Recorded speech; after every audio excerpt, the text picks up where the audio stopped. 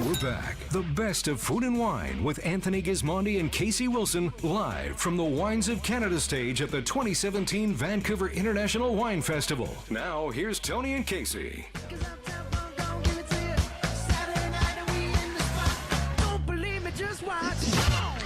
Welcome back to the best of food and wine. I'm Tony Gismondi. I'm Kasey Wilson. We're leaving Canada for the moment, heading to California, and we are really excited to have Ray Signorello with us. He's the owner and the winemaker of Signorello Estate Winery and a Vancouverite. Yes, and a Canadian. Time of the year. How are you, Ray? Great, thanks. Good to be back. It is. Yeah. You look pretty happy there. Is that because you have 2013 wines to sell, or... Well, it's been a good year so far. We've had a string of great vintages down in Napa Valley. So you sure have. A lot to be happy about, and we had a bad drought. You probably read about that. Yeah. And I think seems it's all to be over. I think it's over. Yeah. You have such a beautiful property. Thanks. It didn't get washed away this winter, or well, how are the rains in Napa itself? If it ever got that bad, we'd be in big trouble. We're on a hillside right off the Silverado Trail, so it's well drained. Yeah. But there was a lot of rain. I mean, it's no doubt about it. And it took reservoirs from about 20% up to about 100% in just about a month and a half. Wow. And, of course, all the groundwater, everything's being replenished. That's good news for the vines, I guess. Yeah, the soils get flushed. I mean, that's part of it. Yeah. They start to accumulate stuff that you want rain to percolate push away. out. Yeah, of course. Well, so we forget about that, but it's kind of like a potted plant. At some point, you got to run the water through it. Sure. We have drip irrigation on our property, which we can control that aspect of it as far as getting them the water they need, but we can't flush the soils. Yeah. Well, Ray, of course, you're famous for Cabernet Sauvignon and Napa and at Signorello, and we're going to get to your estate wine. But you have a whole other project that you've launched, which I think's doing quite well. Under the name of Fuse. Well, why are you doing it? What's it about? Well, what should we know about Fuse? And how did you get the name? It's so hard to find a name. I love it, Fuse. Well, it all started back in 2001 with a wine called Edge, which is a four-letter word.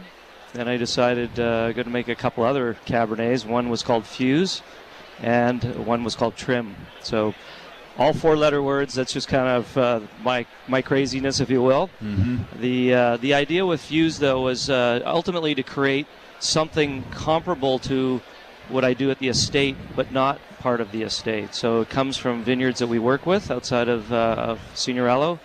And I need to tell you a little background story because we did make a wine called Fuse before. Yeah. And I made that from 2006 to 2012. And it had a different label, so it was a black label with some red printing on it.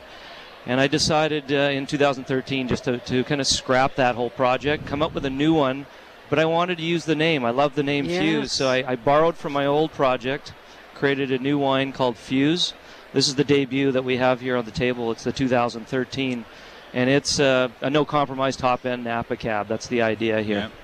And you picked the right year to relaunch it. Yeah, well, 13, ask anybody, it's probably the best vintage in Napa's history. Yeah. And you would have never been able to use that name if you hadn't had it formally. Right. Because it would have been gone so fast. Yeah, I mean, it's kind of funny. I didn't think we could get Edge back in the day and Fuse when we got it, and all these different names, sometimes they're not taken. No, but people say it's such a difficult process to find a name now because so many are taken, so good for you. Yeah, get a name that sticks. I mean, obviously at Signorello it was an easy thing for me, but the rest of them it was just kind of ideas. So the strategy with Fuse is obviously you've been down there for almost 3 decades now, buying fruit or living in the valley and tasting wine and knowing everybody. So you have some secret places, or I mean, you buy wine, you obviously are looking, you don't just buy it from anybody then. Right. One, you look at the vineyard. I mean, there's Napa's a small place, but it's actually fairly significant. There's a bunch of different types of soils and exposures, microclimates. So we look at all of that. And then on the winemaking side, it's important, I think. There's different ways to make wine. As you've probably seen, there's a bit of a tradition these days of making wines that tend to be fruity, sweet, jammy, all the stuff that personally I don't care for. Those bottles that you can't finish. Yeah. Yes, right. It's a different style. So we're trying to take really good fruit and not go down that road and have a little more of old world style, if you will. Yeah. So the wine is ageable, drinkable over with food, and you enjoy the last glass of the bottle, not just the first glass.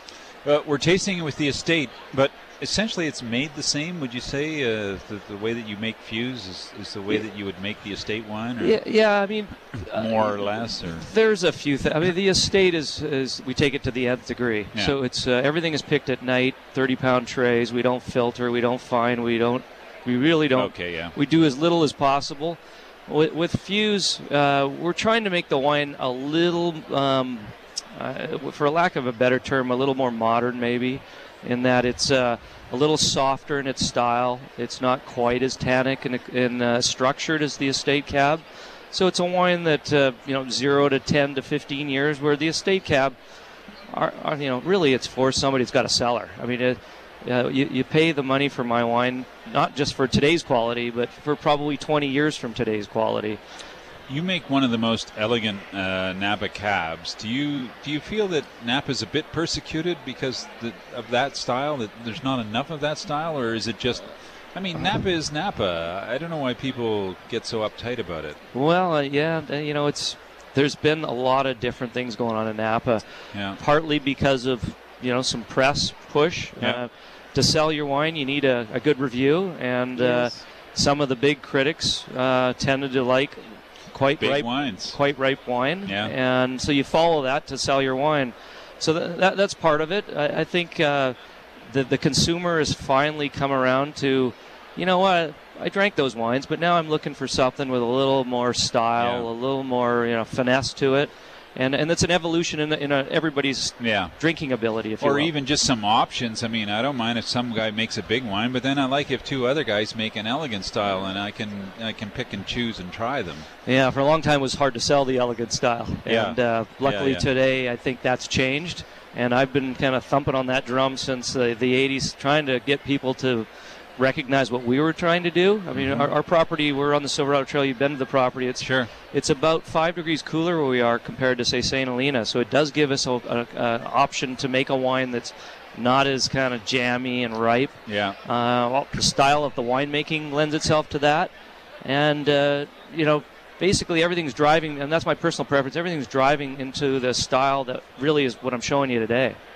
You got some cool stuff going on at Signorello too. People go down there. They're don't just visit the winery. They can do some really cool stuff, and they do it. Yeah, I learned from the Europeans in that when you come to a winery, I'm not trying to do the tasting room thing. I'm trying to sit people down. We have a chef at the estate, a full-time chef. We serve beautiful American Wagyu beef with our wines. I think it's a wonderful match. And we really try to give the person that comes there a full experience. So they get there, they go on a tour, something you haven't seen yet, but actually it hasn't happened. It's going to come in about 3 weeks. We just purchased 2 essential 6-person carts, kind of off-road carts to take people on tours through our property, because it's not really a great walking property. There's a lot of hills. A lot of hills and stuff. Wonderful. Yeah. So we're going to show people where our wonderful 38-year-old Hope's Cuvée Chardonnay comes from and where our Padrone comes from, which you need some transportation to do that. So that's actually starting next month. Cool. And that's the beginning. When you come there, you get an appointment, you come and do that, then you're going to sit down and you're going to do 4 or 5 courses with us with wine. So we're going to show you everything from the Cabernets we're having today, but we make an Old Vine Chardonnay, we make a white Bordeaux blend called Seta, and we have some other fun little things that I keep at the winery. One's a very kind of Euro-style Syrah, roll mulled after Côte Rôtie. Yeah. So those are the things we'll show you if you get there. It's we wanted to create an experience that everybody loved. So visitors should make a reservation? Yeah, everything we do is by appointment. Yes, it's all so hosted. just go online and... Yeah, so you get to our website, and signorelloestate.com. So basically, you can sign up through there, and you get yourself a hosted, complete experience. So you're not on your own. You're shown the property, you're tasting with somebody all the way through. You get the education. Yes. Yeah. Because that's what people need. I mean, we're in the business, and we can understand a lot of the winemaking and the vineyard side, but a lot of people come to Napa to learn. And the tasting bar thing does not really teach you a whole bunch. No. Well, it's had its day, I think. I love the evolution of what's going on. And of course, food and wine, it's a much better match, especially with Cabernet. You feel good about Cabernet just generally? Like, it's been the number one selling wine for so long. Everybody goes after it, but it never seems to lose its appeal. What do you think that is about Cabernet that people love so much? Well, it's Chardonnay as well, right? Cab and Chardonnay. It's vanilla, Yes. it's vanilla and chocolate. If you look at what sells in ice cream flavors, I mean, it's those are popular varietals. I mean, I love a lot of different wines. I drink my share of Pinot Noir from all over the world and all these other wines, but Napa does Cabernet best. I mean, that's what we should stick to. I think it's important for a region to really focus on what they do best. And Napa Valley does Cab and Merlot and Cab Franc and the Bordeaux varietals best. We could make nice other things, but we're known for Cabernet. I love Cabernet when it's made in the style I'm trying to make, which is the more Bordelaise style. I think there's many Cabs that personally I don't drink. I mean, they're too ripe for me. And I think that's the problem when you really love your wines and you get assaulted a bit by those kind of wines. You sometimes can paintbrush Napa Valley with, well, everybody's doing that. And it's not true. Yeah. Did you ever consider opening a winery in the Okanagan? Sorry, I missed your... We lost it. No. Did you ever consider opening a winery in the Okanagan Valley? I really did. I'm an American. I was born in San Francisco. I'm an American. When I was young in the 60s, we moved to Vancouver. My father was in the mining business and relocated the family here. So I grew up here. I went to UBC. I ended up moving back in the 80s. And Napa is the only thing I've really known. And to be honest with you, to do something well, you need to be in that place all the time. It's like a restaurant. Try to own a restaurant in Miami and live in Vancouver. It doesn't work too well. No, that's true. So I don't want to spread myself thin, and I think I've got too many. It's like snowboarding and skiing. I've skied for 45 years. I'm not going to start snowboarding. I just don't know anything about it. Don't you have a new knee or Ray, thanks so much for joining us today. The two wines, Fuse and Signorello, widely available in the marketplace. What would we pay for the two wines? Yeah, Fuse is available in Canada, across Canada. In British Columbia, you can find it in the private stores and restaurants. And it's about $75 in a store. And then the estate cab is actually available through the BCLB system. And you would expect to pay closer to about $150 for that. In the BC liquor stores. Right. Yeah. Thanks so much for joining us.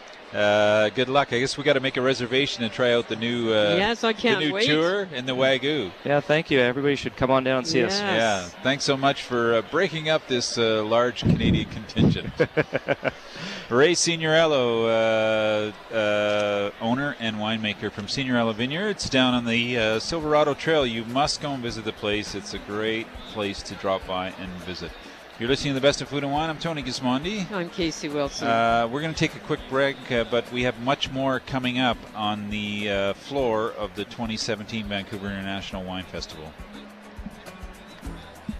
This is The Best of Food and Wine Show, broadcasting live from the Vancouver International Wine Festival, where you can enter to win a deluxe 2-night stay at the Painted Boat Resort Spa and Marina on the Sunshine Coast. Visit paintedboat.com.